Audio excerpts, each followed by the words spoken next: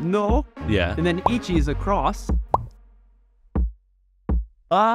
Hey everyone, welcome back to another Kanji ga Musukashi episode. We're the hosts. My name's MJ. My name is Adam. Today, everyone, we're going to be talking about our favorite kanji. So, living in Japan, me and Adam have studied a lot of Japanese. And within studying Japanese, there's the verbal interactions that we have communicating, but there's also the written and reading forms of it, which is something that baffles, confuses a lot of people who are studying Japanese. Why, you might ask? Because there's 3 different alphabets. We got hiragana, katakana, and kanji. So in our 10 plus years living in Japan, Adam, do you have a favorite kanji? For me, kanji is all interesting because many of the kanji that you see, for us when we're studying kanji, it's learning kanji based on what they would look like in nature, right? So when I started seeing different kanji, it was kind of pairing them with things that you can actually see. Like, for example, for fire, it looks like a fire. Or for tree, it looks like a tree. Or one's like mountain. Mountain. Kind of like a mountain. I see. Yasumu is like a person resting on a tree. Oh, like those kinds of things. You didn't know that one? That's true. No, maybe I did hear about that, but putting it back in, looking at it. Right? Wow, that's an easy way to remember it. So when I'm looking at kanji, I kind of see these little different elements of it where it's not just looking at the kanji itself as a character, but seeing what it represents in real life. So I think the one that I found the most interesting for me, the one that I wanted to learn the most, was the one for love. I don't know why. Okay. But it just looked interesting. There's a friend in there. There's a crown in there. There's some other stuff in there. And I was like, wow, this one looks pretty cool. Yeah. And I would try to write it, but it was always off. It was always I could never get it in the balance. Perfect. Yeah, the balance. So it was a difficult one for me to get. And I still can't write it off the top of my head, but it's always been one that I like to look at and I like to write if I could. When you learn the kanji and the different readings and how many different ways you can read them, for love, it's I, that's one, and then there's koi, and then there's e. Yes. Even my daughter's names, they have the I kanji, and I think I'm pretty happy about that. That meaning that's behind that kanji. And I feel like that's what people usually tend to lean towards when they talk about their favorite kanji. There's the meaning of the kanji is usually what makes it stand out for them and makes it their favorite. I have one more actually. And this one, people don't think the same about it as I do, but the one for laughter, warao. Yeah. I feel like it looks like a face that's happy. Maybe.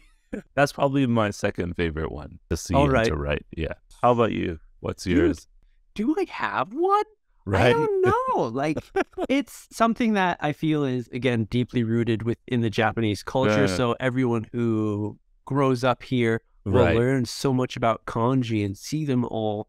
And there might be one that they really like a lot. And especially when you become a parent and you have a chance to name a person, a human, and thinking about the kanji that could be used for them is something that is really important when you're naming a child here in Japan, to think about the kanji. But still, even with that, I don't know if there's a special one that I see that's oh yeah, I like that. My favorite.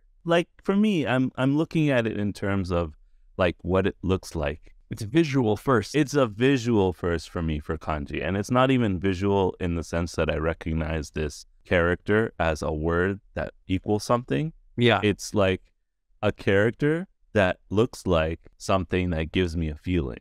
Not oh, wow, I like koi because we should love everybody. It's not like that. It's I like it because it looks interesting and I could see the word love in this kanji. Whoever made it was feeling love when they wrote it. Whoever made warao was I'm going to make this funny looking kanji. Ha!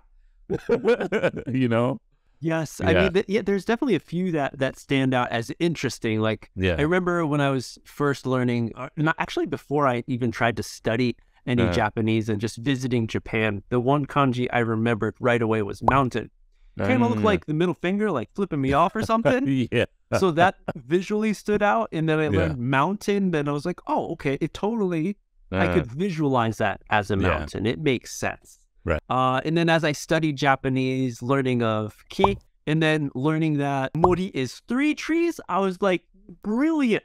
Makes so much sense. I understand this. And in that time, it was like easier than the English language. Like where so there's nothing a part of tree that you can see in the word forest. So that's what made me like appreciate kanji and not just be like, oh man, this is mendokusai. Or this is so muskashi or something, right? It's not just annoying or difficult. Sometimes I feel like you can actually take different kanji and put them together and draw a picture with it. Yes. You know, like an actual photo. Oh, okay. Yeah, I feel like yes. For like ashi, you draw like a leg. Karada, I don't know, draw a body of somebody with the leg on it. And dude, like another one that really surprised me was like kunoichi. Oh man, dude. Ku, no. Yeah. And then ichi is a cross. Woman. But I learned that kunoichi is not only the way that helps you remember the kakijun, the order of the strokes, but how do you say a female ninja? Kunoichi. No. Just the play on words and the play of meanings connecting to kanji is something that like can be very fun. The little tidbits that you learn, I guess. Yeah. Can hopefully give me motivation to continue learning. But so far, it's a difficult path to continue down to study, learn kanji. It's not an easy one, everyone. But let us know in the comments down below, what is your favorite kanji? Do you have one? Do you like kanji? Let us know in the comments. Like this video for more talks and subscribe to the channel. But that's it. We'll see you on the next step.